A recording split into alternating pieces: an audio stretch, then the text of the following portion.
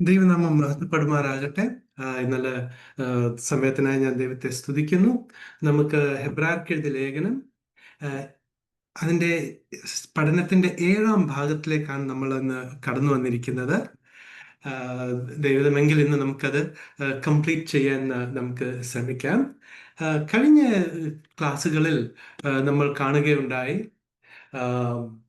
ഒരു ഔട്ട്ലൈൻ പോലെ നമ്മൾ ക്രിസ്തുവിൻ്റെ വ്യക്തിത്വം, അതിനെക്കുറിച്ച് നമ്മൾ പഠിക്കുകയുണ്ടായി. എങ്ങനെ കർത്താവായ യേശു ക്രിസ്തു ഭൂമിയിലായിരുന്നപ്പോൾ ദൈവവും അപ്പോൾ തന്നെ മനുഷ്യനുമായിരുന്നു എന്നുള്ളൊരു വിഷയത്തിൽ നമ്മൾ പഠിക്കുകയുണ്ടായി. പിന്നീട് ക്രിസ്തുവിൻ്റെ ശ്രേഷ്ഠതയെക്കുറിച്ച്, അല്ലേ, പഴയ നിയമ പിതാക്കന്മാരെക്കാട്ടിലും പ്രവാചകന്മാരെക്കാട്ടിലും മോശയെക്കാട്ടിലും യോശുവയെക്കാട്ടിലും അങ്ങനെയൊക്കെ അഹരോന്യ പൗരോഹിത്യത്തെക്കാട്ടിലും ക്രിസ്തുവിൻ്റെ പൗരോഹിത്യം എങ്ങനെ ശ്രേഷ്ഠമായിരിക്കുന്നു എന്ന് നമ്മൾ പഠിക്കുകയുണ്ടായി ഹെബ്രായർക്ക് എഴുതിയ ലേഖനത്തിൽ നിന്ന്. ഇന്ന് നമ്മൾ അതിൻ്റെ 3ാമത്തെ സെക്ഷനിൽ വന്നിരിക്കുകയാണ്. ക്രിസ്തുവിൽ വിശ്വസിക്കുന്നതിൻ്റെ മഹത്വം, the glory of trusting in Christ, അല്ലെങ്കിൽ it is better to trust in God. ആ ഒരു വിഷയത്തെക്കുറിച്ച് നമുക്ക് പഠിക്കാം. 11ാമത്തെ അധ്യായം 12ാമത്തെ അധ്യായം വിശ്വാസ വീരന്മാരുടെ ഒരു പട്ടിക, ഒരു എക്സാമ്പിൾ കാണിച്ചിട്ട് മഹോപദ്രവത്തിൽ കൂടി കടന്നു പോകുന്ന ദൈവമക്കളെ ലേഖനകർത്താവ് എന്ത് ചെയ്യുകയാണ്? പ്രോത്സാഹിപ്പിക്കുക, എൻകറേജ് ചെയ്യുക, അവരെ പോലെ അവസാനം വരെ വിശ്വസ്തയോട് നിൽക്കുക എന്ന്. എന്നിട്ട് 13ാമത്തെ അധ്യായം സ്നേഹത്തെ എങ്ങനെ അന്യജാതികളുടെ ഇടയിൽ യഹൂദർ പാർക്കുമ്പോൾ അവരുടെ സ്വഭാവം, അവരുടെ പ്രവർത്തനങ്ങൾ എങ്ങനെയുള്ളവരായിരിക്കണം എന്ന് ഉള്ള കാര്യം ഓർപ്പിച്ചിട്ട് 13ാമത്തെ അധ്യായം 18 തൊട്ട് 25 വരെയുള്ള വാക്യത്തിൽ ഒരു ബെനഡിക്ഷൻ, ഒരു ഒരു ആശീർവാദത്തോടുകൂടി അവസാനിപ്പിക്കുകയാണ്. നമ്മൾ ആ സെക്ഷൻ സി, അത് 3ാമത്തെ ഭാഗം നമുക്കിന്ന് പഠിക്കാം. നമ്മൾ ഹെബ്രായർക്ക് എഴുതിയ ലേഖനത്തിൽ നിന്ന് നമ്മൾ പഠിച്ചത് it is a reintroduction of the kingdom program, അല്ലേ? ഇത് ഡിസ്പെൻസേഷൻ ഓഫ് ഗ്രേസ് കഴിഞ്ഞ്, അതായത് സഭ, ക്രിസ്തുവിൻ്റെ ശരീരമാകുന്ന സഭയുടെ റാപ്ചർ, ഉൾപ്രാവണത്തിന് ശേഷമുള്ള കാലഘട്ടത്തിൽ കടന്നു പോകുന്ന വിശ്വാസികൾ, യഹൂദർക്കും വേണ്ടി പ്രത്യേകിച്ച് എഴുതിയിരിക്കുന്ന ലേഖനങ്ങളാണ് ഹെബ്രായർക്ക് എഴുതിയ ലേഖനം മുതൽ വെളിപ്പാട് പുസ്തകം വരെയുള്ള കാര്യങ്ങൾ. അപ്പോൾ നമ്മൾ കഴിഞ്ഞ ആദ്യത്തെ ക്ലാസ്സിൽ നമ്മൾ പഠിച്ച കാര്യങ്ങളാണിത്. ജസ്റ്റ് ഒന്ന് റീക്യാപ്പ് ചെയ്യുക. വീണ്ടും രാജ്യത്തിന്റെ സുവിശേഷം ആരംഭിച്ചിരിക്കുക, രാജ്യം അടുത്തു. അപ്പോൾ അതുപോലെ തന്നെ നമ്മുടെ പൗലോസ് അപ്പോസ്തലൻ എഫെസ്യർക്ക് എഴുതിയ ലേഖനത്തിൽ വരുവാനുള്ള കാലം, വരുവാനുള്ള യുഗം അത് അടുത്തിരിക്കുകയാണ്. വീണ്ടും ആ യഹൂദരും അന്യജാതികളുടെയും ഇടയിലുണ്ടായിരുന്ന ആ ഒരു വേർപാടിൻ്റെ ഒരു മതില് വീണ്ടും നമുക്ക് കാണാൻ കഴിയും, ഇല്ലേ?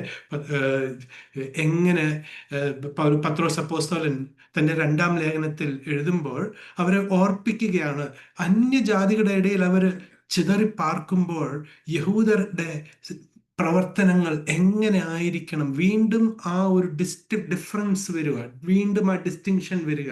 ഞങ്ങളുടെ പിതാക്കന്മാരോടുള്ള വാഗ്ദത്തം, യെരുശലേം, സിയോൻ നഗരം, ദൂതന്മാരുടെ ശുശ്രൂഷ, അത്ഭുതങ്ങളും അടയാളങ്ങളും, അല്ലേ? യാക്കോബ് അപ്പോസ്തലൻ പറയുകയാണ്, നിങ്ങളിൽ ആരെങ്കിലും രോഗികളാണെങ്കിൽ നേരെ ഹോസ്പിറ്റലിലോട്ട് പോകാനാണോ പറയുന്നത്? അല്ല, എന്തോ നിങ്ങളുടെ ഇടയിലുള്ള മൂപ്പന്മാരെ വിളിച്ച് അവർ പ്രാർത്ഥിക്കുക, തൈലം പൂശി, എണ്ണ പൂശി പ്രാർത്ഥിക്കുക.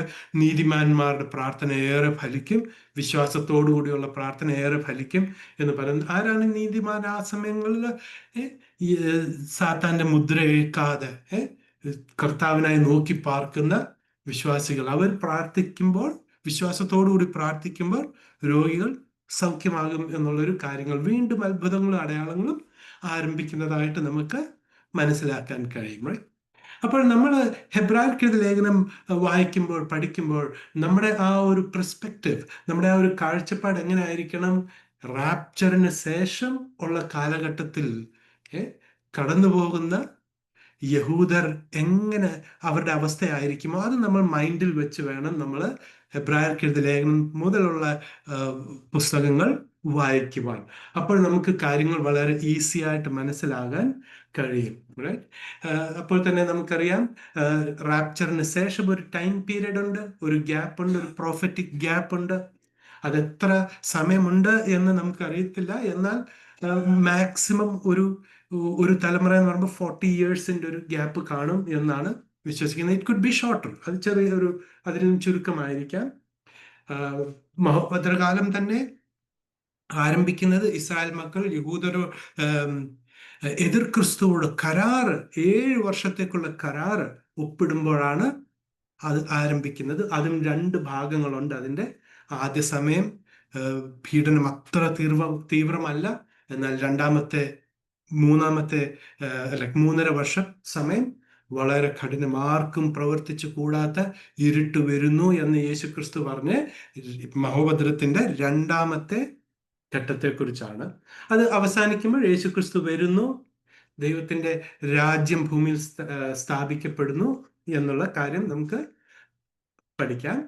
അപ്പോൾ തന്നെ നമ്മൾ ഹെബ്രായർക്കെഴുതിയ ലേഖനം വായിക്കുമ്പോൾ ലേഖനകർത്താവ് വീണ്ടും ഈ ജനത്തെ ഓർപ്പിക്കുകയാണ്. അവരുടെ അവസ്ഥ എങ്ങനെയാണ്?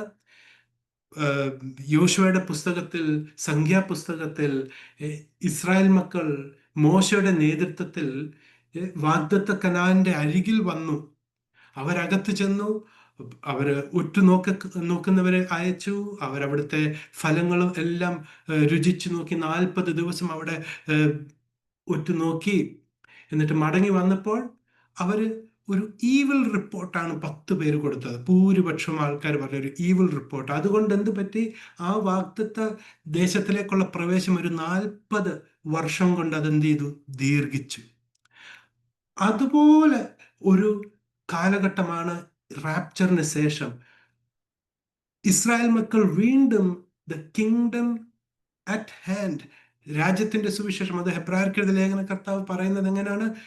അതിന്റെ 2ാമത്തെ അധ്യായത്തിൽ യേശു ക്രിസ്തു ആദ്യം പ്രസംഗിച്ച സുവിശേഷം അല്ലേ, അതാണ് അവിടെ പ്രസംഗിക്കപ്പെടുന്നത്. രാജ്യം സമീപമായിരിക്കും. വീണ്ടും അതേപോലെ ഒരു കണ്ടീഷനാണ്. അതുകൊണ്ട് ഹെബ്രായർക്കെഴുതിയ ലേഖനം വായിക്കുമ്പോൾ അനേക റെഫറൻസസ് ഉണ്ട് ഓൾഡ് ടെസ്റ്റ്മെന്റിലേക്ക്. പ്രത്യേകിച്ച് ഈ ഒരു സംഭവം വാഗ്ദത്ത ദേശത്തിന്റെ മുൻപിൽ എത്തുമ്പോൾ അപ്പൊ പറയുക, നിങ്ങളുടെ പിതാക്കന്മാരെ പോലെ മറുതലിക്കരുത്, പിറുപിറുക്കരുത്. ഇത് ലാസ്റ്റ് ചാൻസ് ആണ്. അങ്ങനെ ഒരു വാർണിങ്ങോട് കൊടുക്കുന്ന ഒരു ലേഖനമാണ് അല്ലെ നമ്മൾ പഠിക്കുകയുണ്ടായി. ഇത് ഹെബ്രായർക്കെഴുതിയ ലേഖനം 11ാമത്തെ അധ്യായം 1ാമത്തെ വാക്യം ആരംഭിക്കുന്നത്, now faith is the substance of things hoped for, the evidence of things not seen. വിശ്വാസം എന്നതോ ആശിക്കുന്നതിന്റെ ഉറപ്പും കാണാത്ത കാര്യങ്ങളുടെ നിശ്ചയവും ആകുന്നു. കാണാത്ത കാര്യങ്ങളുടെ നിശ്ചയം ആകുന്നു എന്ന പ്രബോധനം നൽകുകയാണ് ഇവരോട്. എന്താണ് കാണാത്ത കാര്യങ്ങൾ?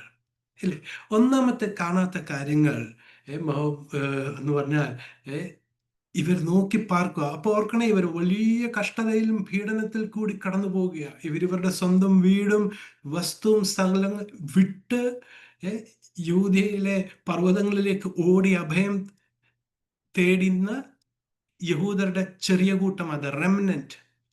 അപ്പൊ ഇവരുടെ അവസ്ഥ എന്താണ്? ഇവർ പറയുകയാണ്, ഇവരുടെ മനസ്സിൽ ചോദിക്കുക, യേശു ക്രിസ്തു എവിടെ? വേഗം വരാം എന്ന് പറഞ്ഞ യേശു ക്രിസ്തു എവിടെ? ഈ കാര്യം പ്രവർത്തികളുടെ പുസ്തകം 2ാം അധ്യായം 40-45 വാക്യങ്ങൾ നമ്മൾ വായിക്കുമ്പോൾ ഈ ലിറ്റിൽ ഫ്ലോക്ക് ചർച്ചിലെ ആൾക്കാർ എങ്ങനെയായിരുന്നു? അവർ വേഗം വരും, യേശുക്രിസ്തു അവരുടെ ആയുസ്സിൽ തന്നെ വരും എന്നുള്ള വിശ്വാസത്താൽ അവരവരുടെ വസ്തുവും സ്ഥലങ്ങളും എല്ലാം വിറ്റ് പറക്കി കാശൊക്കെ അവരുടെ അപ്പോസ്തലന്മാരുടെ കാൽക്കൽ വെച്ചിട്ട് ഒരു community living, they lived together, right? They shared everything together. അങ്ങനെ ആയിരുന്നപ്പോൾ അതിനുശേഷമാണ് ദ ഡിസ്പെൻസേഷൻ ഓഫ് ഗ്രേസ്, കൃപായുഗം ആരംഭിക്കുന്നത്. അവിടെയും ഇതുപോലൊരു ചോദ്യം ഉയരുകയാണ്. 2 പത്രോസ് 3-ാമത്തെ ആ ഒരു വാക്യം, ആ ഒരു ഭാഗം വായിക്കുമ്പോൾ പത്രോസിനോട് ചോദിക്കുക, നമ്മുടെ അവന്റെ പ്രത്യക്ഷതയുടെ വാഗ്ദത്തം എവിടെ? Where is he, where is Christ? അന്ന് ഉണ്ടായിരുന്നവർ അനേകർ മരിച്ചു തുടങ്ങി. യേശു എവിടെ? പ്രിയമുള്ളവരെ, റോമർക്കെഴുതിയ ലേഖനം 15-ാം അധ്യായം 26-ാമത്തെ വാക്യത്തിൽ നമ്മൾ വായിക്കുമ്പോൾ യെരുശലേമിൽ പാർക്കുന്ന വിശ്വാസികൾ ഒക്കെ വളരെ ദാരിദ്ര്യം അനുഭവിക്കേണ്ടതുണ്ടായി. കാരണം എന്തുവാ?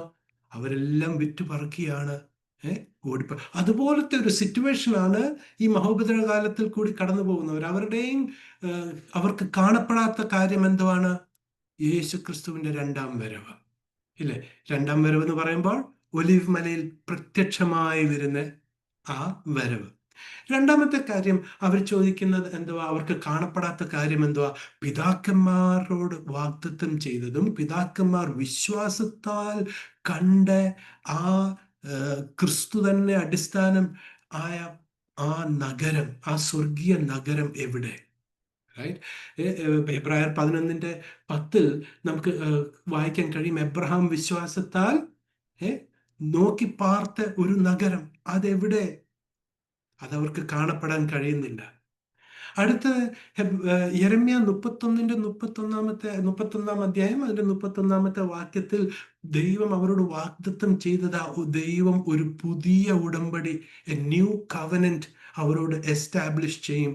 പഴയ കൽപ്പനകൾ പഴയ ഉടമ്പടി പോലല്ല. പഴയ ഉടമ്പടി അവർക്ക് ആർക്കും പ്രമാണിക്കാൻ കഴിഞ്ഞില്ല. പക്ഷേ ഒരു പുതിയ ഒരെണ്ണം ദൈവം ഉറപ്പാക്കും, നടപ്പാക്കും എന്ന് പറഞ്ഞു.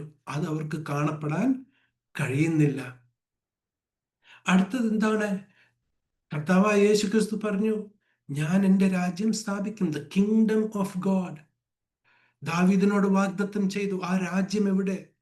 ആ സമാധാനം എന്നും നിലനിൽക്കുന്ന സമാധാനമുള്ള ആ രാജ്യം എവിടെ? ആ സമയം എവിടെയാണ്?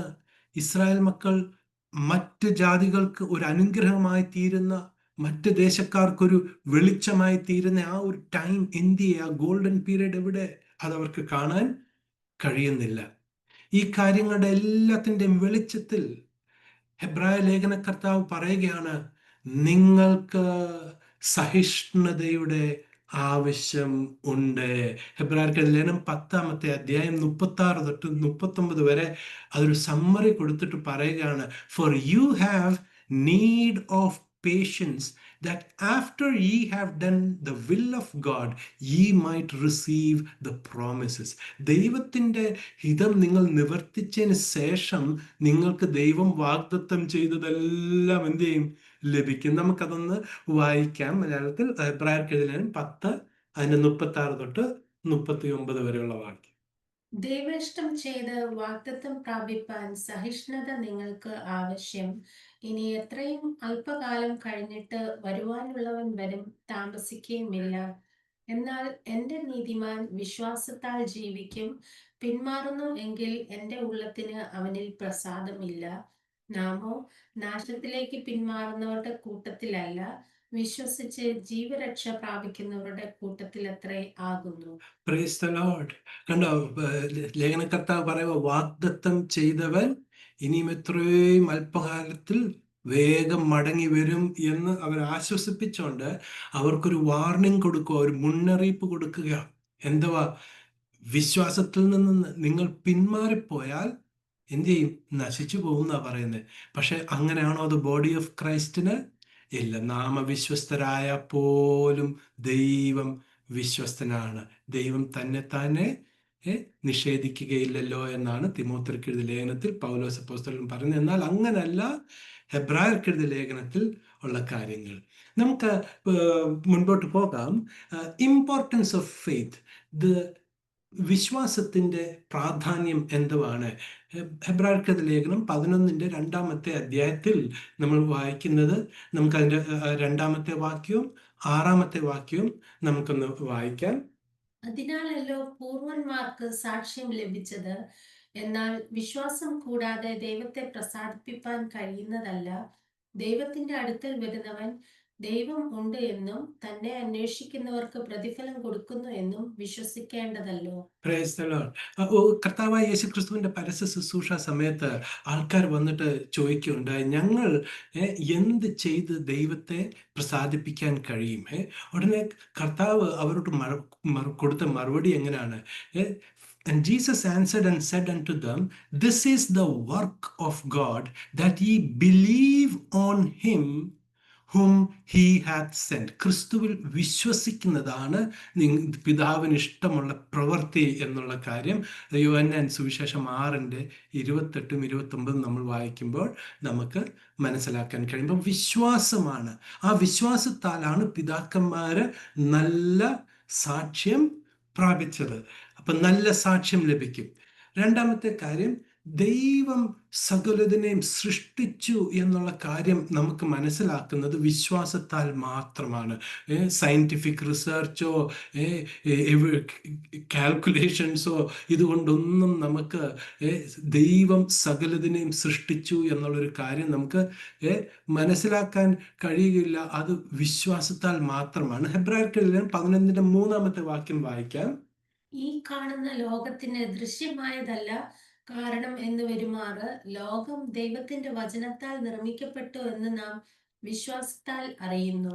വിശ്വാസത്താലാണ് അറിയുന്നത് ദൈവം ലോകത്തെ തൻ്റെ വാക്കിനാൽ സൃഷ്ടിച്ചു എന്ന്.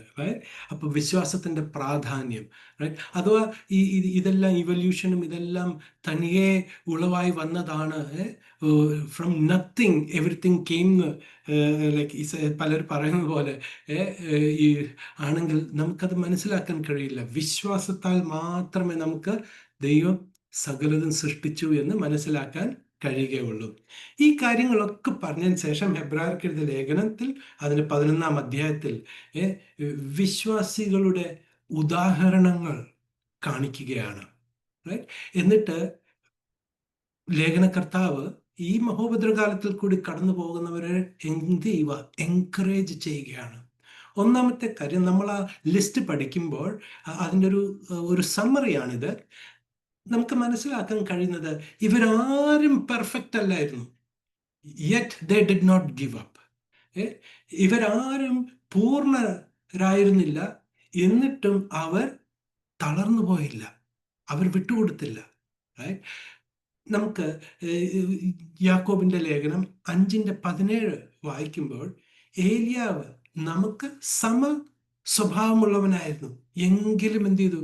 അവൻ പ്രാർത്ഥിച്ചപ്പോൾ ഇല്ലേ, he prayed, he did not give up.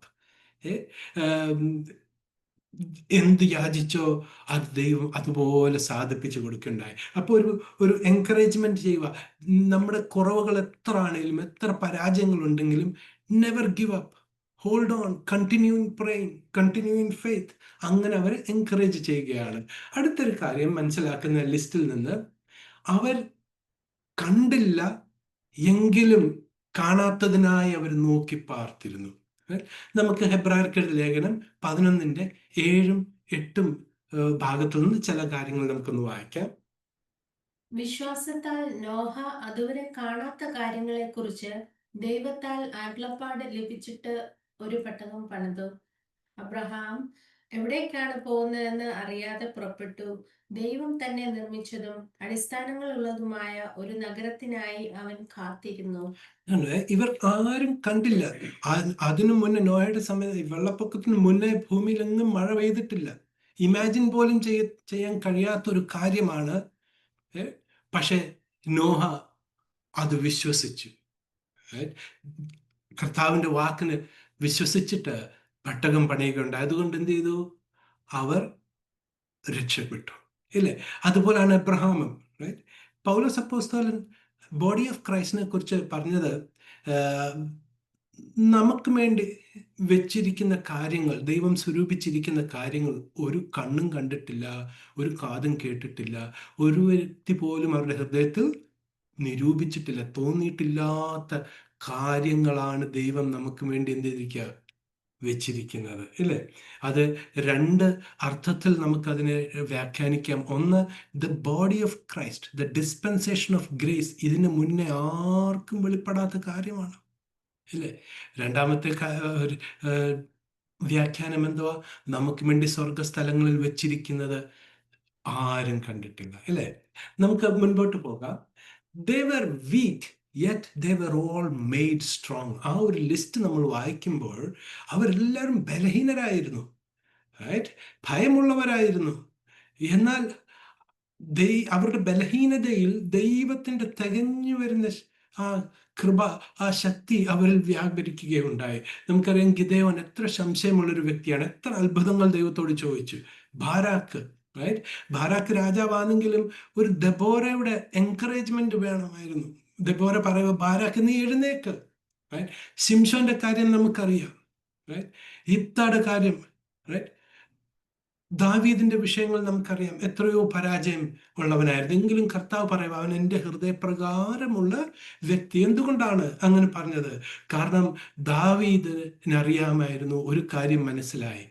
അഭക്തൻ എങ്കിലും ആ അഭക്തന് പ്രവൃത്തി കൂടാതെ നീതീകരിക്കുന്ന ഒരു ദൈവത്തിൽ ഉള്ള ആ അഭക്തന്റെ വിശ്വാസമാണ് അവന് നീതിയായി കണക്കിടുന്നത് എന്നുള്ളൊരു കാര്യം മനസ്സിലാവുന്നുണ്ടോ? ശമൂവേൽ ഇസ്രായേലിന്റെ ശ്രേഷ്ഠ പ്രവാചകന്മാരിൽ ഒന്നാണ്. എന്നാൽ സ്വന്തം മക്കൾ എന്ത് ചെയ്തു? വഴിതെറ്റിപ്പോവുകയുണ്ടായി. അവർ ബലഹീനരായിരുന്നു. എന്നാൽ അവരെന്ത് ചെയ്തു? സിംഹങ്ങളുടെ വിശ്വാസത്താൽ സിംഹങ്ങളുടെ വായ അടച്ചു, അല്ലെ? അവർ വാഗ്ദത്തങ്ങളെ പ്രാപിച്ചു. വലിയ സൈന്യങ്ങളെ അവർ എന്ത് ചെയ്തു? പരാജയപ്പെടുത്തി, റൈറ്റ്? അതിന്റെ 34-ാമത്തെ വാക്യത്തിന്റെ അവസാനത്തെ ലൈനിൽ എഴുതിയിരിക്കുന്നത്, turned to fight the armies of the aliens, right? ആ സമയത്ത് കനാൻ, ആ ദേശങ്ങളിലൊക്കെ ഈ ജയന്റ്സ് വരെ ഉണ്ടായിരുന്നു എന്നുള്ള കാര്യം നമുക്കറിയാമായിരുന്നു, റൈറ്റ്? അവർക്കെതിരെയും യുദ്ധം ചെയ്ത് അവർ ജയിച്ചു. നമുക്ക് പെട്ടെന്ന് മലയാളത്തിൽ അതൊന്ന് വായിക്കാം. ഹെബ്രായർക്കിൽ 11:32-34 വരെ ഉണ്ട്. ഇനി എന്തു പറയേണ്ടു? ഗിദ്യോൻ, ബാരാക്ക്, ശിംശോൻ, യിഫ്താ, ദാവീദ് എന്നിവരെയും ശമൂവേൽ മുതലായ പ്രവാചകന്മാരെയും കുറിച്ച് വിവരിപ്പാൻ സമയം പോരാ. വിശ്വാസത്താൽ അവർ രാജ്യങ്ങളെ അടക്കി, നീതി നടത്തി, വാഗ്ദത്തം പ്രാപിച്ചു, സിംഹങ്ങളുടെ വായ അടച്ചു, തീയുടെ ബലം കെടുത്തു, വാളിന്റെ വായ്ക്ക് തെറ്റി, ബലഹീനതയിൽ ശക്തി പ്രാപിച്ചു, യുദ്ധത്തിൽ വീരന്മാരായി തീർന്നു, അന്യന്മാരുടെ സൈന്യങ്ങളെ ഓടിച്ചു. They were weak, yet they were made strong.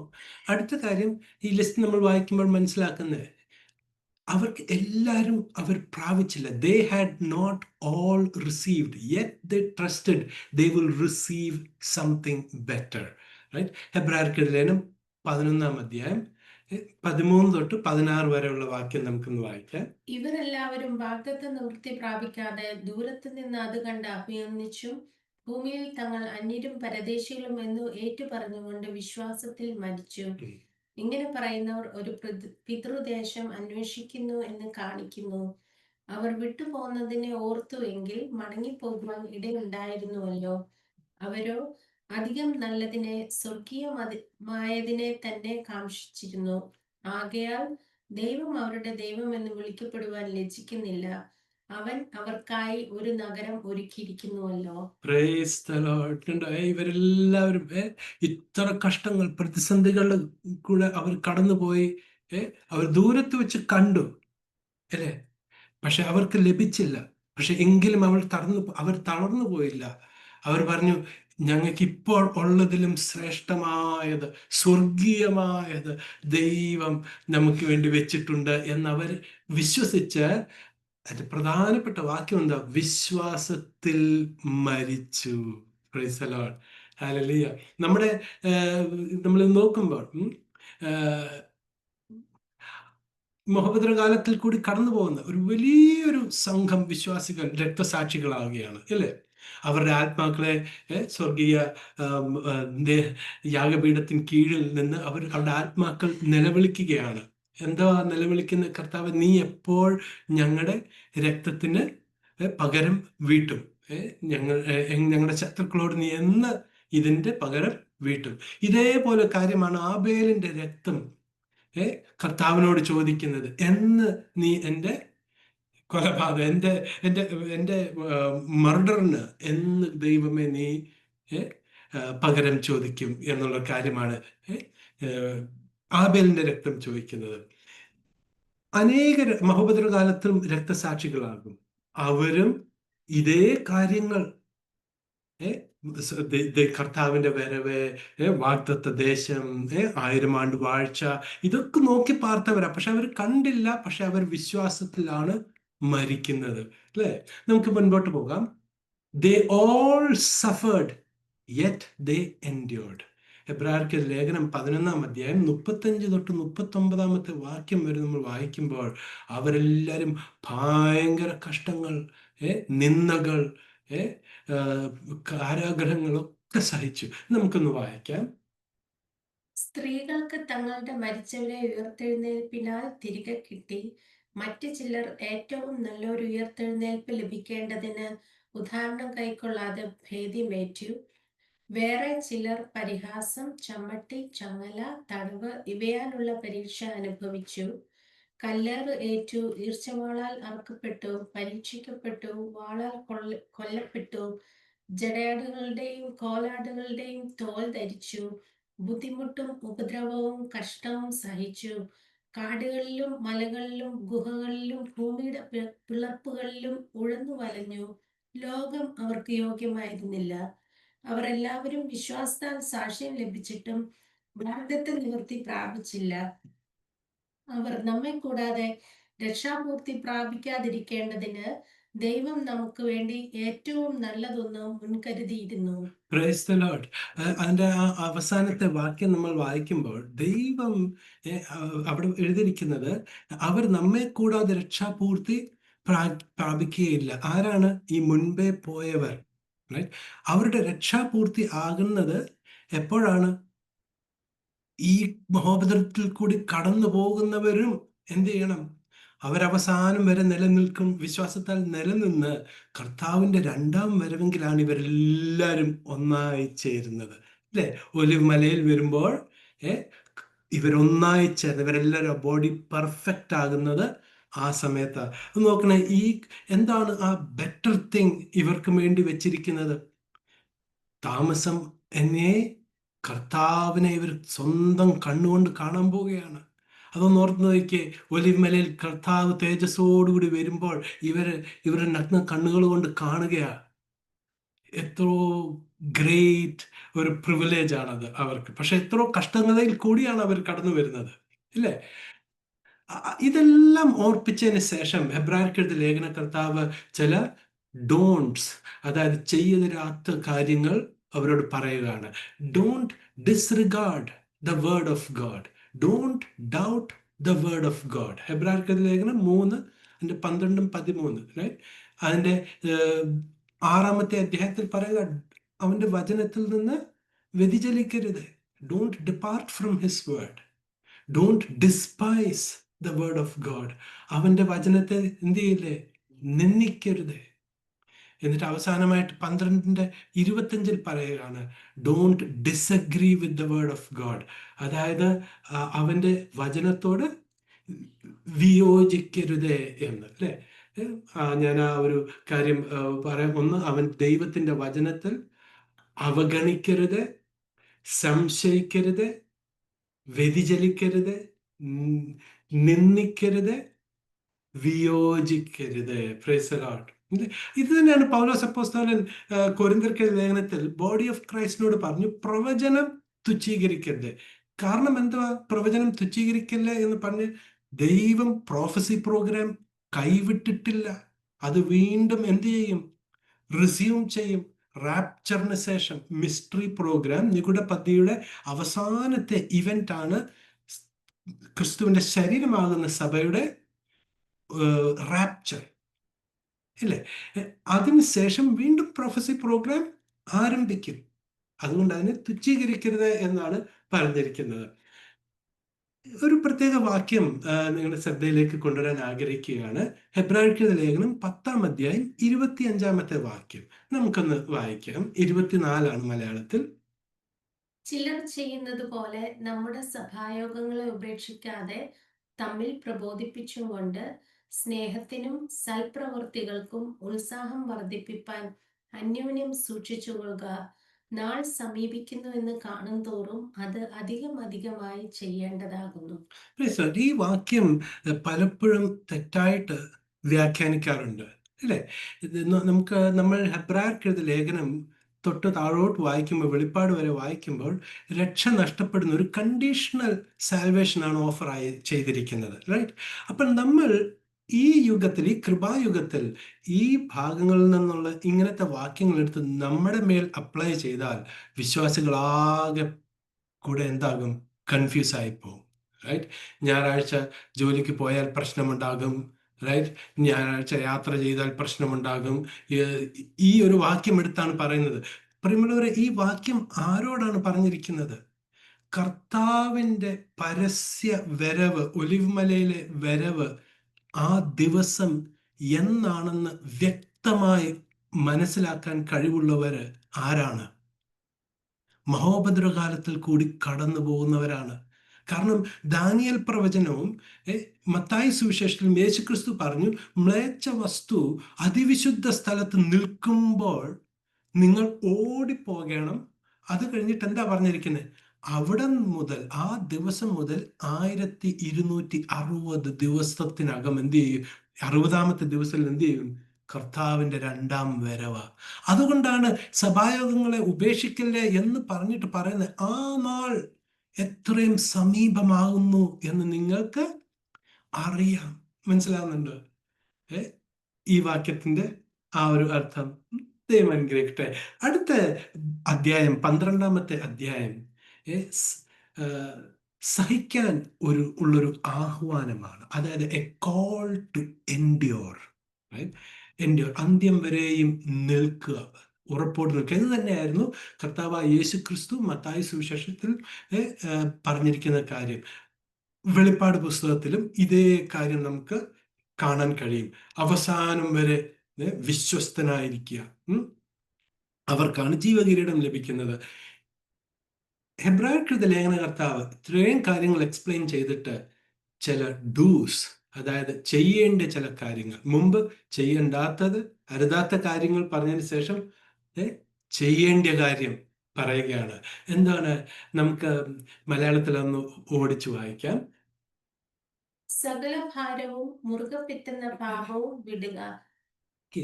സകല ഭാരവും മുറുകെ പറ്റുന്ന പാപവും വെടിഞ്ഞു കളയുക. ഇതെന്താണ്? ജീവിത ഭാരമുണ്ട്. നോക്കണം, ഇവരെവിടാണ് ആയിരിക്കുന്നത്? മുദ്രയേക്കുന്നില്ല, അതുകൊണ്ട് ഇവർക്ക് വിൽക്കുവാനോ വാങ്ങുവാനോ ഒന്നും ഇല്ല. രോഗങ്ങളും കുടിവെള്ളം പോലും രക്തം പോലെ ചീഞ്ഞ് കിടക്കുകയാണ്, അല്ലേ? ചീഞ്ഞ രക്തം പോലെ ആയിരിക്കുന്ന ഒരവസ്ഥയിലാണ്. ജീവിത ഭാരമുണ്ട്. അടുത്ത എന്തുവാ? വളരെ ഈസിയാണ് അവർക്ക്. അഥവാ സാത്താൻ്റെ 666 മാർക്ക് എടുത്താൽ അവർക്ക് എല്ലാം സുലഭമാകും, ഇല്ലേ? അപ്പൊ വളരെ ഈസി ആയിട്ട് ബിസെറ്റ് ചെയ്യുന്ന പാപം എന്തുവാ? റാപ്ചറിന് ശേഷം യോഹന്നാൻ അപ്പോസ്തലൻ പറഞ്ഞിരിക്കുന്നത്, ക്ഷമിക്കപ്പെടാത്ത ഒരു പാപം ഉണ്ട്. അതേതാണ്? ആ പാപം ഒരു വ്യക്തി ചെയ്താൽ അവന് വേണ്ടി പ്രാർത്ഥിക്കണ്ട എന്നാണ് യോഹന്നാൻ അപ്പോസ്തലൻ പറഞ്ഞിരിക്കുന്നത്. ഏതാ? ഈ മുദ്രയേക്കുന്നത്, അല്ലേ? അതുകൊണ്ട് അത് ലേ അസൈഡ്, ആ ഒരു ചിന്തയെ വിട്ടുകളയുക എന്നാണ് പറയുന്നത്. അടുത്തത് അതിൻ്റെ 12-ന്റെ 1-ാമത്തെ വാക്യത്തിൽ തന്നെ പറയുന്നത് എന്തുവാ? നമുക്ക് മുൻപിൽ വെച്ചിരിക്കുന്ന ഓട്ടം സ്ഥിരതയോടുകൂടി ഓടുക. ബി പേഷ്യൻറ്റ്, പേഷ്യൻസോടുകൂടി. അതിൻ്റെ 12-ന്റെ 2-ാമത്തെ വാക്യം നമുക്കൊന്ന് വായിക്കാം. വിശ്വാസത്തിന്റെ നായകനും പൂർത്തി വരുത്തുന്നവനുമായ യേശുവിനെ നോക്കുക.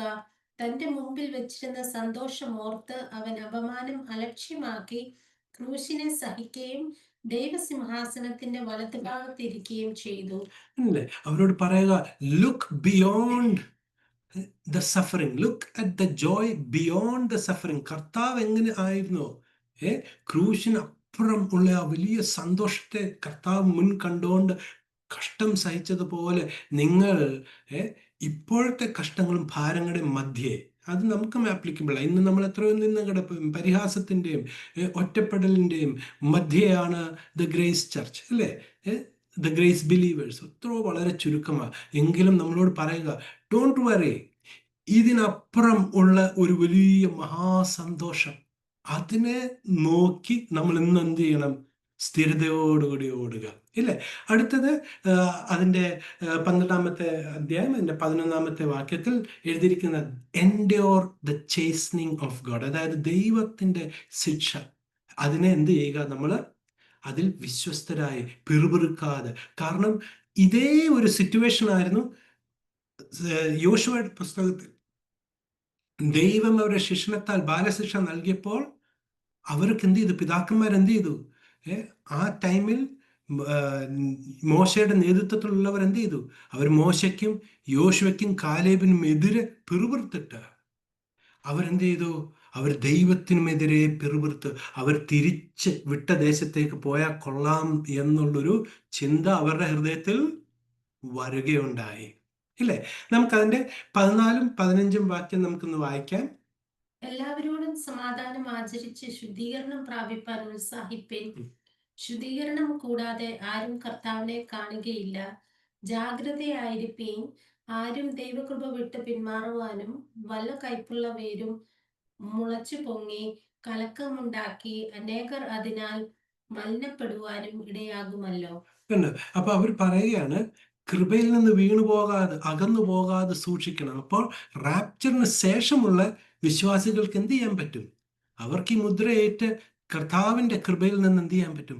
അകന്നു പോകാൻ പറ്റും. അകന്നു പോയാൽ ഹെബ്രായർക്കെഴുത ലേഖനം പറയുന്നത് എന്താ? പിന്നെ ഒരിക്കലും തിരികെ കൊണ്ടുവരാൻ കഴിയുകയില്ല. നമുക്ക് എന്താണ് ഈ കയ്പിന്റെ വേര് എന്ന് നമുക്കൊന്ന് നോക്കാം. ഹെബ്രായർക്കെഴുത ആവർത്തന പുസ്തകം 29-ാം അധ്യായം 14 തൊട്ട് 17 വരെയുള്ള വാക്യങ്ങൾ നമുക്ക് വായിക്കുമ്പോൾ നമുക്ക് മനസ്സിലാക്കാൻ കഴിയും. നമുക്കൊന്ന് വായിക്കാം, അതൊന്ന് കേൾക്കാം. ഇന്ന് നമ്മോട് കൂടെ നമ്മുടെ ദൈവമായ യഹോവയുടെ സന്നിധിയിൽ നിൽക്കുന്നവരോടും ഇന്ന് ഇവിടെ നമ്മോട് കൂടെ ഇല്ലാത്തവരോടും തന്നെ നാം മിസ്രയീം ദേശത്ത് എങ്ങനെ പാർത്തു എന്നും നിങ്ങൾ കടന്നു പോകുന്ന ജാതികളുടെ നടുവിൽ കൂടി എങ്ങനെ കടന്നുവെന്നും നിങ്ങൾ അറിയുന്നുവല്ലോ. അവരുടെ മ്ലേച്ഛതകളും അവരുടെ ഇടയിൽ മരവും കല്ലും വെള്ളിയും പൊന്നും കൊണ്ടുള്ള വിഗ്രഹങ്ങളും നിങ്ങൾ കണ്ടിട്ടുണ്ട്. ആ ജാതികളുടെ ദേവന്മാരെ ചെന്ന് സേവിക്കേണ്ടതിന് ഇന്ന് നമ്മുടെ ദൈവമായ യഹോവയെ വിട്ടുമാറുവാൻ മനസ്സുള്ള യാതൊരു പുരുഷനും സ്ത്രീയും യാതൊരു കുലവും ഗോത്രവും നിങ്ങളിൽ ഉണ്ടാകരുത്. നഞ്ചും കയ്പുമുള്ള ഫലം കായ്ക്കുന്ന യാതൊരു വേരും അരുത്. അപ്പോൾ ഇവിടെ ഈ കയ്പിന്റെ വേരിനെ കുറിച്ച് പറയുമ്പോൾ ആരെ കുറിച്ചാണ് ഉദ്ദേശിച്ചിരിക്കുന്നത്? ഇസ്രായേൽ മക്കൾ മിസ്രയീം ദേശത്തു നിന്ന് ദൈവം അത്ഭുതകരമായി വിടുവിച്ച് പുറത്തു കൊണ്ടുവന്ന് അവർ അനേക അന്യജാതികളുടെ ദേശത്തു നിന്ന് കടക്കുമാറാക്കിയവർ. അനേക വ്യക്തികൾ അന്യ ദേവന്മാരുടെ ആരാധനയിൽ, അവരുടെ ആ മ്ലേച്ഛതയിലേക്ക് അവർ എന്ത് ചെയ്തു? തിരികെ പോവുകയുണ്ടായി. ഇല്ലേ? ഈവൻ പലർ ഹ്യൂമൻ സാക്രിഫൈസ് വരെയും നടത്തുന്ന ദേവന്മാരുകൾ ഉണ്ടായിരുന്നു. ആവശ്യപ്പെടുന്ന ദേവന്മാരുണ്ടായിരുന്നു. കൾച്ചറുകൾ ആ ടൈമിൽ ഉണ്ടായിരുന്നു. അനേകർ തിരികെ അവരുടെ കൾച്ചറിലേക്ക്, അടുത്തുള്ള ആ അന്യദേശക്കാരുടെ കൾച്ചറിലേക്ക് തിരികെ മടങ്ങിപ്പോവുകയുണ്ടായി. അല്ലേ? അതുപോലെ ആരും ആകരുതേ. ഈ മഹോപദ്രവ കാലത്തിൽ കൂടി കടക്കുമ്പോൾ ആരും ദൈവവഴി വിട്ട് സാത്താന്റെ മുദ്രയേറ്റ് തിരികെ പോകരുതേ. അങ്ങനെ തിരികെ പോകുന്നവരെ കുറിച്ചാണ് പറഞ്ഞിരിക്കുന്നത്. അവർ കയ്പുള്ള വേരാ. കാരണം അവർ ഒറ്റയ്ക്ക് പോകാതെ അവർ കൂടെ ചിലരെ കൂടെ എന്ത് ചെയ്യും? അവർ പിന്മാറ്റത്തിലേക്ക് കൊണ്ടുപോകും. ഇല്ലേ? അതാണ് കയ്പിന്റെ വേര് ഉദ്ദേശിച്ചിരിക്കുന്നത്. അടുത്ത ഒരു ചോദ്യം നമുക്ക് വായിക്കാം. ഈ ഒരു ഭാഗം ഹെബ്രായർക്കെഴുതിയ ലേഖനം 12-ാം അധ്യായം 25 തൊട്ട് 29 വരെ ഒരു വാക്യം നമുക്ക് വായിക്കാം. അരുളി ചെയ്യുന്നവനെ നിരസിക്കാതിരിപ്പാൻ നോക്കുവേൻ. ഭൂമിയിൽ അരുളി ചെയ്തവനെ നിരസിച്ചവർ തെറ്റി ഒഴിയാതിരുന്നുവെങ്കിൽ സ്വർഗത്തിൽ നിന്ന് അരുളി ചെയ്യുന്നവനെ നാം വിട്ടുമാറിയാൽ എത്രയധികം. അവന്റെ ശബ്ദം അന്ന് ഭൂമിയെ ഇളക്കി. ഇപ്പോഴോ ഞാൻ ഇനി ഒരിക്കൽ ഭൂമിയെ മാത്രമല്ല ആകാശത്തെയും ഇളക്കുമെന്ന് അവൻ വാഗ്ദത്തം ചെയ്തു. ഇനി ഒരിക്കൽ എന്നത് ഇളക്കമില്ലാത്തത് നിലനിൽക്കേണ്ടതിന് നിർമ്മിതമായ ഇളക്കമുള്ളതിന് മാറ്റം വരും എന്ന് സൂചിപ്പിക്കുന്നു. ആകയാൽ ഇളകാത്ത രാജ്യം പ്രാപിക്കുന്നത് കൊണ്ട് നാം നന്ദിയുള്ളവരായി ദൈവത്തിന് പ്രസാദം വരുമാറ് ഭക്തിയോടും ഭയത്തോടും കൂടെ സേവ ചെയ്യുക. നമ്മുടെ ദൈവം ദഹിപ്പിക്കുന്ന അഗ്നിയല്ലോ. Praise the Lord. ഇവിടെ വളരെ ഇമ്പോർട്ടൻ്റ് ആയ ഒരു കാര്യമാണ് ഇവിടെ അറിയിച്ചിരിക്കുന്നത്. മുമ്പ് ഭൂമി മാത്രമാണ് ദൈവം ഇളക്കിയത്. ഇപ്പോഴെന്താണ്? ഇനിയും ഒരിക്കൽ കൂടി ഇപ്പൊ ഇത് നടക്കാൻ പോകുന്ന കാര്യമാണ്, വരുവാനുള്ള കാര്യമാണ്, ഇല്ലേ? എന്തോ ആകാശത്തെയും ഭൂമിയെയും എന്ത് ചെയ്യുക? ഇളക്കാൻ പോവുക, ഇല്ലേ? അപ്പൊ ഇളക്കുമ്പോൾ എന്ത് നടക്കും? ഭൂമിയെ ഇളക്കുമ്പോൾ എന്ത് നടക്കും? നീങ്ങിപ്പോകുന്ന, അതായത് ഇളകിപ്പോകുന്നത് എല്ലാം എന്ത് ചെയ്യും? ഇളകിപ്പോകും. നിലനിൽക്കുന്നത് പ്രത്യക്ഷമാകും. അതെന്തിനെ? ഭൂമിയെ ഇളക്കുമ്പോൾ എന്ത് പറ്റും? ദ ഹ്യൂമൻ കിങ്ഡം, അതായത് ദാനിയലിന്റെ പുസ്തകത്തിൽ കാണുന്ന ആ the Nations of the world, അതാ ബാബിലോൺ മുതൽ ആരംഭിച്ച് അവസാനം വരെ, ആ കാൽപ്പത്തി വരെയുള്ള കളിമണ്ണും ഇരുമ്പും ചേരുന്ന, അവർ തമ്മിൽ ചേരാതെ നിൽക്കുന്ന ആ ഒരു ടൈം വരെയുള്ള കിങ്ഡംസ് ഓഫ് ദ വേൾഡ്, കർത്താവായ യേശുക്രിസ്തുവിനെ ചിത്രീകരിക്കുന്ന, അല്ലെങ്കിൽ സ്വർഗരാജ്യത്തെ ചിത്രീകരിക്കുന്ന, കൈതൊടാതെ, മനുഷ്യരുടെ കൈതൊടാതെ പറന്നു വരുന്ന ആ കല്ല് വന്ന് എന്ത് ചെയ്യുക? തകർക്കുകയാണ്. തകർക്കുമ്പോൾ എന്ത് പറ്റും? The human kingdoms of the world എല്ലാം തന്നെ നീങ്ങിപ്പോവുകയാണ്. എന്നിട്ട് ഈ കല്ല് പതിയെ വളർന്ന് വലിയൊരു പർവ്വതം, ഭൂമിയൊക്കെ കവർ ചെയ്യുന്ന ഒരു വലിയൊരു പർവ്വതമായിട്ട് മാറുന്ന ഒരു ദർശനമാണ് കണ്ടത്. അപ്പോൾ ഭൂമിയെ ഇളക്കുമ്പോൾ ഭൂമിയുടെ ആ ഒരു ഓർഗനൈസേഷൻ, അതിന്മേൽ ഉണ്ടായിരുന്ന ഹ്യൂമൻ അതോറിറ്റി, കിങ്ഡംസ് എല്ലാം നീങ്ങിപ്പോവുക. ഇതുപോലെയാണ് ആകാശത്തെ ഇളക്കുമ്പോൾ എന്ത് പറ്റും? ഇന്ന് നമുക്കറിയാം, എഫേസ്യർക്ക് ലേഖനത്തിൽ എഴുതിയിരിക്കുന്നത് സ്വർഗീയ സ്ഥലങ്ങളിലെ മ്ലേച്ഛതകൾ, ഇല്ലേ? ഇയ്യോബ് പറയുകയാണ്, സ്വർഗസ്ഥലം പോലും എന്തിയായിരിക്കുക? മലിനമായിരിക്കുക. അവിടെ ഫോളൻ ഏഞ്ചൽസ് ഉണ്ട്, ഇല്ലേ? വീണുപോയ ദൂതന്മാരാണ് ഇന്ന് അനേക അധികാരമുള്ള സ്ഥലങ്ങളിൽ കയറിയിരിക്കുന്നത്.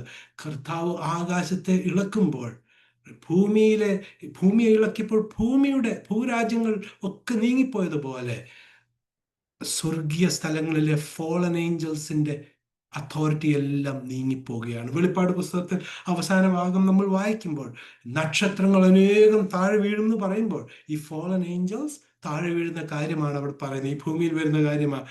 അതാണ് വെളിപ്പാട് പുസ്തകം 12-ാം അധ്യായത്തിൽ പറഞ്ഞിരിക്കുന്നത്. ഭൂനിവാസികളെ നിങ്ങൾക്കയ്യോ കഷ്ടം. കാരണം എന്തുവാ? സാത്താൻ നിങ്ങളുടെ ഇടയിൽ, നിങ്ങളുടെ മധ്യത്തിൽ വലിയ ക്രോധത്തോടുകൂടി കടന്നു വന്നിരിക്കുന്നു. മനസ്സിലാകുന്നുണ്ടോ? നമുക്ക് അതിൻ്റെ 12-ാം അധ്യായം അവിടെ നമ്മൾ വായിക്കുന്നത്, ദേ that endure will receive the promises. അവസാനം വരെ നിലനിൽക്കുന്നവർ, വിശ്വാസത്തിൽ മുറുകെ പിടിച്ചു നിൽക്കുന്നവർ, സഹിച്ചു നിൽക്കുന്നവർ, അവർക്ക് എന്ത് ലഭിക്കും? വാഗ്ദത്തങ്ങൾ ലഭിക്കും. നമുക്കിതൊന്ന് വായിക്കാമേ. ഹെബ്രായർക്കെഴുതിയ ലേഖനം 12-ാം അധ്യായം 22 തൊട്ട് 24 വരെയുള്ള വാക്യം. പിന്നെയോ സിയോൻ പർവ്വതത്തിനും ജീവനുള്ള ദൈവത്തിന്റെ നഗരമായ സ്വർഗീയ യെരൂശലേമിനും അനേകായിരം ദൂതന്മാരുടെ സർവ്വസംഘത്തിനും സ്വർഗത്തിൽ പേരെഴുതിയിരിക്കുന്ന ആദിജാതന്മാരുടെ സഭയ്ക്കും എല്ലാവരുടെയും ദൈവമായ ന്യായാധിപതിക്കും സിദ്ധന്മാരായ നീതിമാന്മാരുടെ ആത്മാക്കൾക്കും പുതിയ നിയമത്തിന്റെ മധ്യസ്ഥനായ യേശുവിനും ഹാബേലിന്റെ രക്തത്തെക്കാൾ ഗുണകരമായി സംസാരിക്കുന്ന പുണ്യാഹ രക്തത്തിനും അടുക്കലത്രേ നിങ്ങൾ വന്നിരിക്കുന്നത്. Praise the Lord. വളരെ ഇമ്പോർട്ടൻ്റ് ആയ ഒരു കാര്യമാണ് ഈ ഒരു വാക്യത്തിൽ. നോക്കണേ, ഹെബ്രായർക്കെഴുതിയ ലേഖനം 1-ാം അധ്യായത്തിൽ കാണാത്ത കാര്യങ്ങളാണ്, ഇല്ലേ? ഏതൊക്കെയായിരുന്നു കാണാത്ത കാര്യങ്ങൾ? സിയോൻ നഗരം, പുതിയ നിയമം, സ്വർഗീയ യെരൂശലേം, ആ വാഗ്ദത്ത ദേശം, ഇതൊന്നും അവർക്ക് കാണപ്പെടാത്ത കാര്യമായിരുന്നു. പക്ഷെ എബ്രായർക്കെഴുതിയ ലേഖനം 12-ാം അധ്യായം അതിന്റെ അവസാന ഭാഗത്തിലേക്ക് വരുമ്പോൾ അതെല്ലാം എന്ത് ചെയ്യുകയാണ്? പ്രാപിച്ചു. അതായത് അവർക്കത് റിസീവ് ചെയ്തതുപോലെ ഉള്ളൊരു ടെൻസിലാണ് ലേഖനകർത്താവ് എഴുതിയിരുന്നത്. നിങ്ങൾ അടുക്കൽ അത്രേ നിങ്ങൾ വന്നിരിക്കുന്നത്. കണ്ടോ? ആരംഭത്തിൽ ഇതെല്ലാം ദൂരത്തായിരുന്നു, ഇതെല്ലാം വിശ്വാസം കൊണ്ട് മാത്രം കാണുന്നതായിരുന്നു. അതിന്റെ അവസാന ഭാഗങ്ങളിലേക്ക് വരുമ്പോൾ പറയുക, you have come so close. നിങ്ങൾ അവിടെ അതിൻ്റെ അരികിൽ അത്രേ വന്നിരിക്കുന്നത്, ഇല്ലേ? It's very important. ഇത് ചില വാക്യങ്ങൾ നമുക്കൊന്ന് നോക്കാം. എന്തുവാണ് the general assembly and the church of the first born. Right, ആദ്യ ജാതന്മാരുടെ സഭ എന്താണ് നോക്കണേ. പുറപ്പാട് പുസ്തകം 4-ാം അധ്യായം 22-ഉം 23-ഉം വാക്യം നമ്മൾ വായിക്കുമ്പോൾ ഇസ്രായേലാണ്, അതായത് മിസ്രൈമിൽ നിന്ന് പുറത്ത് വരുന്ന ആ ഒരു കൂട്ടം ഇസ്രായേലിനെ ദൈവം വിളിക്കുക എൻ്റെ ആദ്യജാതൻ. നമുക്കൊന്ന് വായിക്കാം. പുറപ്പാട് 4:22. നീ ഫറവോനോട് യഹോവ ഇപ്രകാരം അരുളിച്ചെയ്യുന്നു, ഇസ്രായേൽ എന്റെ പുത്രൻ, എന്റെ ആദിജാതൻ തന്നെ. കണ്ടോ? അപ്പൊ ഇസ്രായേലിന്റെ ആ ഒരു കോൺഗ്രിഗേഷൻ, അവരുടെ കൂട്ടായ്മ, മഹോപദ്രകാലത്തിന് ശേഷമുള്ള ആ ഒരു കൂട്ടായ്മയാണ് the church of the first bone എന്ന് ഉദ്ദേശിച്ചിരിക്കുന്നത്. അത് ദ ഗ്രേസ് ചർച്ച് അല്ലെങ്കിൽ ക്രിസ്തുവിന്റെ ശരീരമാകുന്ന സഭയെ കുറിച്ചല്ല അവരവിടെ പരാമർശിച്ചിരിക്കുന്നത്. അതുപോലെ തന്നെ നമ്മൾ അവിടെ വേറൊരു വാക്യം നമ്മൾ കാണുകയുണ്ടായി. അതിൻ്റെ 23-ാമത്തെ വാക്യത്തിൽ സ്വർഗത്തിൽ, അതിൻ്റെ 22-ാമത്തെ വാക്യത്തിൽ സ്വർഗത്തിൽ പേര് എഴുതിയിരിക്കുന്നു എന്ന് പറഞ്ഞിരിക്കുന്നത്. കർത്താവായ യേശുക്രിസ്തുവിൻ തൻ്റെ പരസ്യ ശുശ്രൂഷ സമയത്ത് പരീശന്മാരൊരു സ്ത്രീയെ പിടിച്ചോണ്ട് യേശുക്രിസ്തുവിന്റെ അരികിൽ കൊണ്ടുവന്നിട്ട് പറഞ്ഞു, അതാ ഞങ്ങൾ ഇവളെ പാപത്തിൽ പിടിച്ച വ്യക്തിയാണ്. വളരെ മോശയുടെ ന്യായപ്രമാണത്താൽ എന്ത് ചെയ്യണം എന്ന് കൊണ്ടുവന്നു യേശുവിനോട് ചോദിക്കുകയുണ്ടായി. അപ്പൊ കർത്താവായ യേശുക്രിസ്തു കുനിഞ്ഞ് ഒരു മണ്ണിൽ തൻ്റെ വിരൽ കൊണ്ട് ഇങ്ങനെ എഴുതുകയാണ്. അപ്പോൾ എന്നിട്ട് പറഞ്ഞു, നിങ്ങളിൽ പാപമില്ലാത്തവർ ആദ്യം കല്ലെറിയാന്ന് പറഞ്ഞു. അപ്പോൾ അതിനകത്തെ രസകരമായ ഒരു കാര്യം എന്നാണെന്നറിയാം, മണ്ണിൽ എന്താണ് എഴുതിയെന്ന് നമുക്ക് അവിടെ വ്യക്തമാക്കിയിട്ടില്ലെങ്കിലും വാസ്തവത്തിൽ അവിടെ ഇവരുടെ പേരാണ് എഴുതുന്നത്. ഈ കല്ലെറിയാൻ ഈ സ്ത്രീയെ വലിച്ചഴച്ചുകൊണ്ട് കൊണ്ടുവന്നവരുടെ പേരാണ്. അത് വളരെ രസകരമായ ഒരു വാക്യം എന്ന് പറഞ്ഞാൽ ക്രമത്തിലാണ് കർത്താവ് അവരുടെ പേര് മണ്ണിൽ എഴുതുന്നത്. അതുകൊണ്ട് അവിടെ എഴുതിയിരിക്കുക, അവരിൽ നിന്ന് പ്രായമുള്ളവർ തൊട്ട്, അതായത് ആ ഒരു ഡിസെൻഡിങ് ഓർഡറിൽ ഓരോരുത്തരും കല്ലിട്ടേച്ച് എന്ത് ചെയ്തു, തിരികെ പോയി, ഓരോന്നോരോന്നായി തിരികെ പോയി. യിരെമ്യാ പുസ്തകത്തിൽ എഴുതിയിട്ടുണ്ട്, നശിച്ചു പോകാനുള്ളവരുടെ പേര് മണ്ണിൽ എഴുതിയിരിക്കുന്നു എന്ന്. മനസ്സിലാകുന്നുണ്ടോ? അപ്പോൾ നിത്യജീവനായുള്ളവരുടെ പേര് എവിടെയാണ് എഴുതിയിരിക്കുന്നത്? സ്വർഗത്തിലാണ് എഴുതിയിരിക്കുന്നത്. അതവിടെ ഉണ്ട്, ജീവന്റെ പുസ്തകത്തിൽ എഴുതിയിരിക്കുക. പ്രിയമുള്ളവരെ, ജീവന്റെ പുസ്തകത്തിൽ പേരെഴുതപ്പെട്ടവരുടെ കാര്യം വെളിപ്പാട് പുസ്തകം 21-ാമത്തെ അധ്യായം 10-ാമത്തെ വാക്യവും 27-ാമത്തെ വാക്യവും നമുക്കൊന്ന് വായിക്കാം.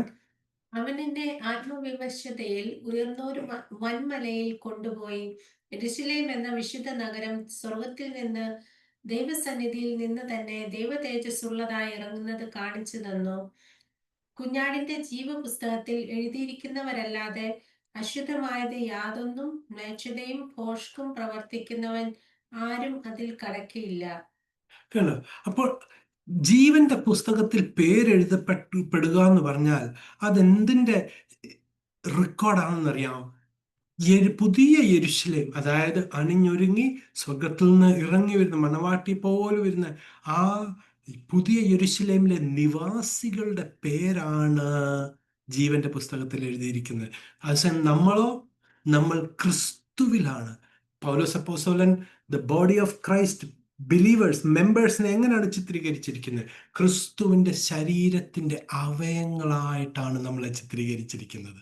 മനസ്സിലാകുന്നുണ്ടോ? അതുകൊണ്ട് വെളിപ്പാട് പുസ്തകത്തിൽ ഒരു സഭയോട് എഴുതുകയാണ്, നിങ്ങൾ പേര് ഞാൻ മായ്ക്കുകയില്ല എന്ന് പറയുമ്പോൾ ചിലർ പറയും പേര് അപ്പോൾ മായ്ക്കാൻ കഴിയും. അപ്പോൾ അത് നമ്മളെ ആപ്ലിക്കബിൾ ആണോ? അല്ല. കാരണം എന്താ? നമ്മൾ ക്രിസ്തുവിന്റെ ശരീരത്തിന്റെ അവയങ്ങളാണ്. മനസ്സിലാകുന്നുണ്ടോ? വളരെ ഇമ്പോർട്ടൻ്റ് ആയ ഒരു കാര്യമാണ്. ജീവന്റെ പുസ്തകത്തിൽ പേരെഴുതപ്പെട്ടവരാരാ? യഹൂദന്മാരാ. പൗലോസ് അപ്പോസ്തലൻ പറയുന്നുണ്ട്, ചില വ്യക്തികളുടെ എടുത്തിട്ട് പറയുകയാണ്, അവരുടെ പേർ ജീവന്റെ പുസ്തകത്തിൽ എഴുതിയിട്ടുണ്ട് എന്ന് പറയുക. അപ്പൊ അവിടെയൊക്കെ ശ്രദ്ധിക്കണം, അവരെല്ലാരും ആരാണ്? കിങ്ഡം സെയിൻസ് ആൾക്കാരാണ്. അവരെല്ലാരും രാജ്യത്തിന്റെ പരിപാടിയിൽ ഉള്ള പദ്ധതിയിൽ ഉള്ള വിശ്വാസികളാണ്, യഹൂദരാണ്. മനസ്സിലാകുന്നുണ്ടോ? ഓക്കെ, നമുക്ക് മുൻപോട്ട് പോകാം. 13-ാമത്തെ അധ്യായം, അധികമില്ല, ജസ്റ്റ് ഒരു പ്രബോധനവും ആശീർവാദവുമാണ്. Exhortation and benediction. 13-ാമത്തെ അധ്യായം എങ്ങനെ റാപ്ചറിന് ശേഷം യഹൂദന്മാർ എങ്ങനെ ജാതികളുടെ ഇടയിൽ ചെതറിപ്പോകുമ്പോൾ എങ്ങനെ അവരുടെ പെരുമാറ്റം എങ്ങനെ ആയിരിക്കണം എന്നുള്ള അഡ്വൈസ് ആണ്. റൈറ്റ്. നമുക്കറിയാം റാപ്ചറിന് ശേഷം, റാപ്ചറോടുകൂടി ജാതികളുടെ സംഖ്യ പൂർണ്ണമാകുകയാണ്, ഇല്ലേ? അപ്പൊ പിന്നീടുള്ള രക്ഷ ആർക്കാണ്? യഹൂദർക്ക് വേണ്ടിയുള്ള രക്ഷാ പദ്ധതിയാണ് വീണ്ടും ആരംഭിക്കുന്നത്.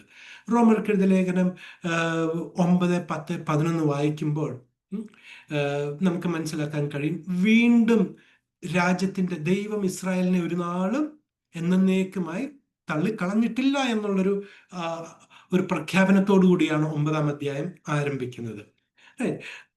അപ്പോൾ എങ്ങനെ യഹൂദർ ബിഹേവ് ചെയ്യണം, റാപ്ചറിന് ശേഷം എങ്ങനെ അവർ ബിഹേവ് ചെയ്യണം എന്നുള്ള കാര്യമാണ് ഇവിടെ എഴുതിയിരിക്കുന്നത്. നമുക്കൊന്ന് മലയാളത്തിൽ നമുക്കൊന്ന് വായിക്കാം. 13-ാം അധ്യായം 1 മുതൽ ചില വാക്യങ്ങൾ മാത്രം.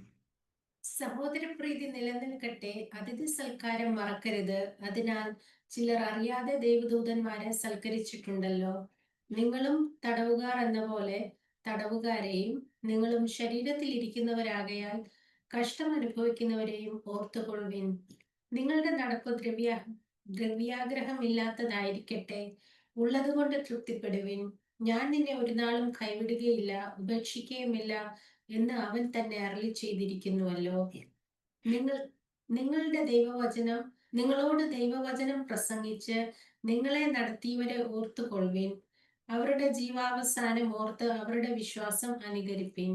അപ്പോൾ ഇവിടെ പറഞ്ഞിരിക്കുന്ന കാര്യങ്ങൾ എങ്ങനെ, ഈ 7-ാമത്തെ വാക്യം വളരെ ഇമ്പോർട്ടൻ്റ്. നിങ്ങളോട് ദൈവവചനം പ്രസംഗിച്ചു നിങ്ങളെ നടത്തിയവരെ നിങ്ങൾ എന്ത് ചെയ്യണം? ഓർത്തുകൊള്ളുകയും, കൺസിഡർ, അവരെങ്ങനെ, അവരുടെ ജീവാവസാനം എങ്ങനെയായിരുന്നു എന്ന് നിങ്ങൾ ഓർത്തുകൊള്ളണം. കാരണം ആരാണ് ഇവരോട് സുവിശേഷം പറഞ്ഞത്? ഹെബ്രായർക്കെഴുതിയ ലേഖനം 2-ാം അധ്യായം 3 തൊട്ട് 4 വരെയുള്ള ഭാഗങ്ങൾ വായിക്കുമ്പോൾ യേശു ക്രിസ്തു ആരംഭിച്ചു, 12 അപ്പോസ്തലന്മാർ അത് തുടർന്നു, ഇല്ലേ? അവരുടെ ജീവാവസാനം എങ്ങനെയായിരുന്നു? എല്ലാവരും രക്തസാക്ഷികളായിരുന്നു, ഇല്ലേ? അതാണ് ഈ മഹോപദ്രകാലത്തിൽ കൂടി കടന്നു പോകുമ്പോൾ ഒരു വലിയൊരു കൂട്ടം വിശ്വാസികൾ രക്തസാക്ഷികളാകുകയാണ്, ഇല്ലേ? അവരെ പ്രബോധിപ്പിക്കുക, നിങ്ങൾ അവരെ ഓർക്കുക. നിങ്ങളോട് ഈ സുവിശേഷം, ഈ വചനം പഠിപ്പിച്ച് തന്നവരുടെ അന്ത്യം എങ്ങനെയായിരുന്നു, അതുപോലെ നിങ്ങളും വിശ്വസ്തരായിരിക്കണം എന്ന് ഓർപ്പിക്കുകയാണ്. 13 തൊട്ട് 15, 16 വരെ വാക്യം നമുക്കൊന്ന് വായിക്കാം. അങ്ങനെ യേശുവും സ്വന്തം രക്തത്താൽ ജനത്തെ വിശുദ്ധീകരിക്കേണ്ടതിന് നഗരവാതിലിന് പുറത്തു വെച്ച് കഷ്ടം അനുഭവിച്ചു. ആകയാൽ നാം അവന്റെ നിന്ന ചുമന്നുകൊണ്ട് പാളയത്തിന് പുറത്ത് അവന്റെ അടുക്കൽ ചെല്ലുക. അതുകൊണ്ട് അവൻ മുഖാന്തരം നാം ദൈവത്തിന് അവന്റെ നാമത്തെ ഏറ്റുപറയുന്ന അധരഫലം എന്ന സ്തോത്രയാഗം ഇടവിടാതെ അർപ്പിക്കുക. നന്മ ചെയ്യുവാനും കൂട്ടായ്മ കാണിപ്പാനും മറക്കരുത്. ഈ വക യാഗത്തിലല്ലോ ദൈവം പ്രസാദിക്കുന്നത്. Price the Lord. നോക്കണേ, മഹോപദ്രകാലത്തോട് കടന്നു പോകുമ്പോൾ അവരോട് പറയുക, നിങ്ങൾക്ക് ഉള്ളത് കൊണ്ട് നിങ്ങൾ തൃപ്തിയാകുക. നിങ്ങളുടെ കയ്യിൽ എക്സ്ട്രാ ഉള്ളത് നിങ്ങൾ മറ്റുള്ളവർക്കും കൊടുക്കുക, ഷെയർ ചെയ്യുക. കാരണം ഇവർക്കാർക്കും നേരെ പോയി ഒരു കടയിൽ നിന്ന് ഒരു സാധനം വാങ്ങിച്ചുകൊണ്ട് വരാൻ ഒക്കത്തില്ല, അല്ലേ? കർത്താവായ യേശു ക്രിസ്തു പാളയത്തിനപ്പുറം പോയി. പാളയം എന്തിനെ കാണിക്കുന്നതാ? സുരക്ഷിതത്തെ കാണിക്കുന്നതാ. ഇവരിവരുടെ വീടുകൾ വിട്ട് പർവ്വതങ്ങളിലേക്ക് ഓടി ഗുഹകളും പാറയുടെ വിള്ളലുകളും പാത്തിരിക്കുകയാണ്, അല്ലേ? സങ്കീർത്തനം 74 തോന്നുന്നു. ഗുഹകളും പാറകളുടെ ഇടയിലും ഇരിക്കുന്ന എൻ്റെ കുറുംപ്രാവേ എന്ന് വിളിച്ചിട്ട് പറയുക, എൻ്റെ കുറുംപ്രാവിനെ ഞാൻ ഒരിക്കലും ദുഷ്ടമൃഗങ്ങൾക്ക് ഏൽപ്പിച്ചു കൊടുക്കത്തില്ല എന്ന് പറയുന്നത് ഈ മഹോപദ്രകാലത്തിൽ ചിതറിപ്പാർക്കുന്ന യഹൂദരെ കുറിച്ചാണ്. അപ്പോൾ എങ്ങനെ അവർ ജീവിക്കണം? എപ്പോഴും സകലത്തിലും അവർ ദൈവത്തെ സ്തുതിച്ച് അവർ മുൻപോട്ട് പോകണം എന്ന് അവരോട് പ്രബോധിപ്പിക്കുകയാണ്. ലാസ്റ്റ് ആയിട്ടുള്ള കാര്യം, ഹെബ്രായർക്കെഴുതിയ ലേഖനം 13-ാം അധ്യായം 20 തൊട്ട് 25 വരെയുള്ള വാക്യത്തിൽ ആശീർവാദം കൊടുക്കുകയാണ്. നമുക്കതൊന്ന് മലയാളത്തിൽ വായിക്കാം. നിത്യനിയമത്തിന്റെ രക്തത്താൽ ആടുകളുടെ വലിയ ഇടയനായ നമ്മുടെ കർത്താവായ യേശുവിനെ മരിച്ചവരുടെ ഇടയിൽ നിന്ന് മടക്കി വരുത്തിയ സമാധാനത്തിന്റെ ദൈവം നിങ്ങളെ അവന്റെ ഇഷ്ടം ചെയ്യുവാൻ തക്കവണ്ണം എല്ലാ നന്മയിലും യഥാസ്ഥാനപ്പെടുത്തി തനിക്ക് പ്രസാദമുള്ളത് യേശുക്രിസ്തു മുഖാന്തരം നമ്മിൽ നിവർത്തിക്കുമാറാകട്ടെ. അവനെ എന്നേക്കും മഹത്വം. ആമേൻ. Praise the Lord. സഹോദരന്മാരെ, ഈ പ്രബോധനവാക്യം പുറത്തുകൊള്ളുവിൻ എന്ന് അപേക്ഷിക്കുന്നു. ചുരുക്കമായിട്ടല്ലോ ഞാൻ എഴുതിയിരിക്കുന്നത്. സഹോദരനായ തിമോത്തിയോസ് തടവിൽ നിന്നിറങ്ങി എന്ന് അറിവിൻ. അവൻ വേഗത്തിൽ വന്നാൽ ഞാൻ അവനുമായി നിങ്ങളെ വന്ന് കാണും. നിങ്ങളെ നടത്തുന്നവർക്ക് എല്ലാവർക്കും സകല വിശുദ്ധന്മാർക്കും വന്ദനം ചൊല്ലുവിൻ. ഇറ്റലിക്കാർ നിങ്ങൾക്ക് വന്ദനം ചൊല്ലുന്നു. കൃപ നിങ്ങളോട് എല്ലാവരോടും കൂടെ ഇരിക്കുമാറാകട്ടെ. ആമേൻ. Praise the Lord. അപ്പോൾ ഇതാണ് ബെനഡിക്ഷൻ, ദ കൺക്ലൂഷൻ. ഇവിടെ എഴുതിയിരിക്കുന്നത് ദൈവത്തെ ചിത്രീകരിച്ചിരിക്കുന്ന എങ്ങനെയാണ്? ശ്രേഷ്ഠ ഇടയനും ആടുകളും.